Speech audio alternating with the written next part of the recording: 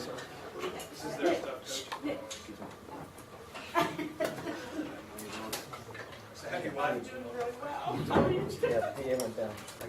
Well, the one good thing you have to say about our team is they showed tremendous resiliency today to do the things they needed to do late in the third quarter, fourth quarter to come back and win the game after, not really playing Alabama football for, the first three quarters of the game. You got to give Texas a lot of credit. They had a good plan, did a good job of executing it. We made a lot of mental errors. We had way too many penalties. Shoot ourselves in the foot quite a bit. Didn't run the ball with any consistency on offense when we tried.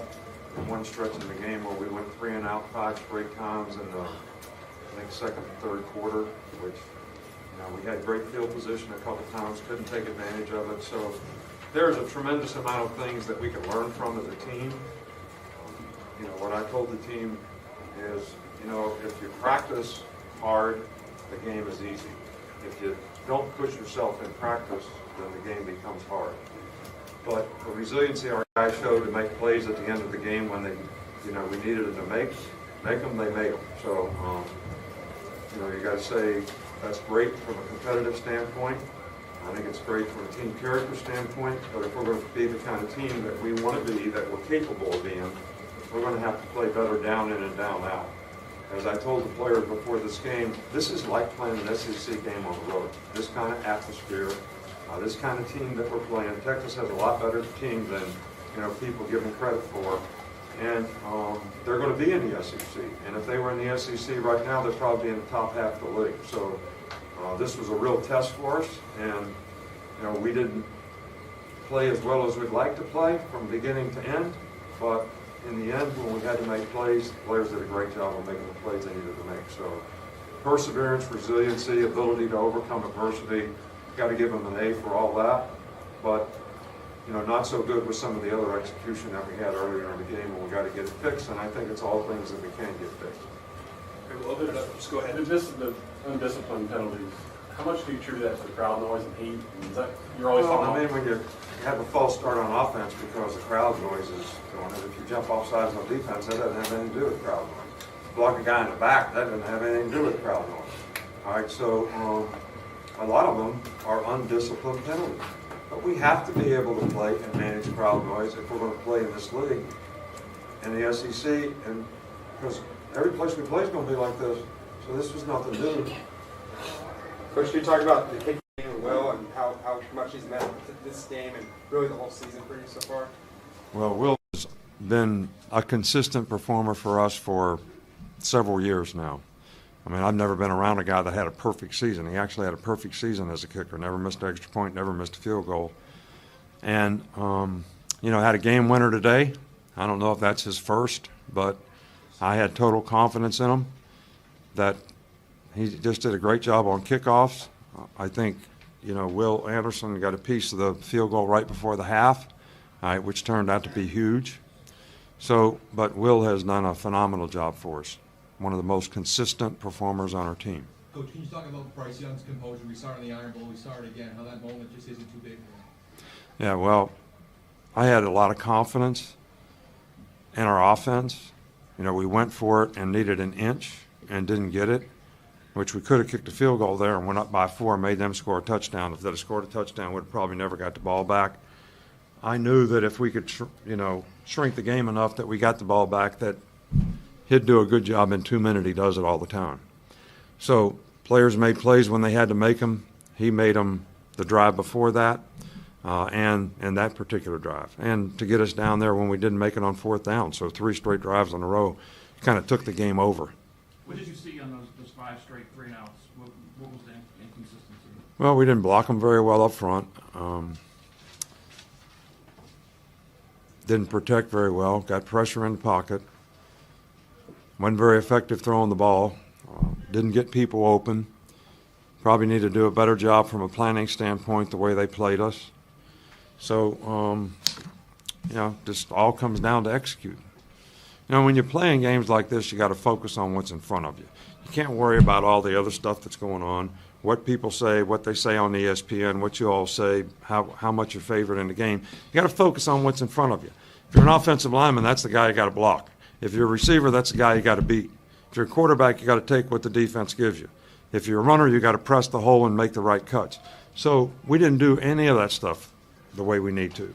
All right, so it wasn't just one thing.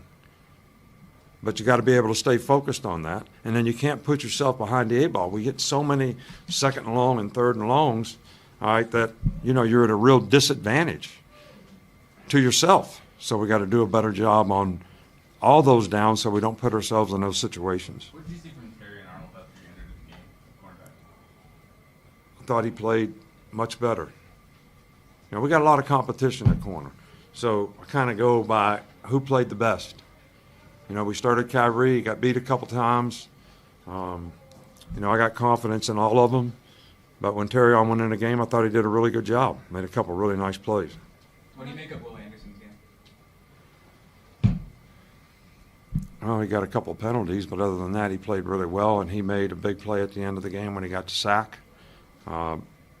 It didn't take them out of field goal range, but it made for a much more difficult kick. But I thought Will played well in the game. Nick, why is Bryce so good at his 2 minute drills? What is it about him? Why is he so good? I mean, if I could actually tell you that, I don't know if I'd be doing this. And this is a pretty good job I got, but I'd have a better one.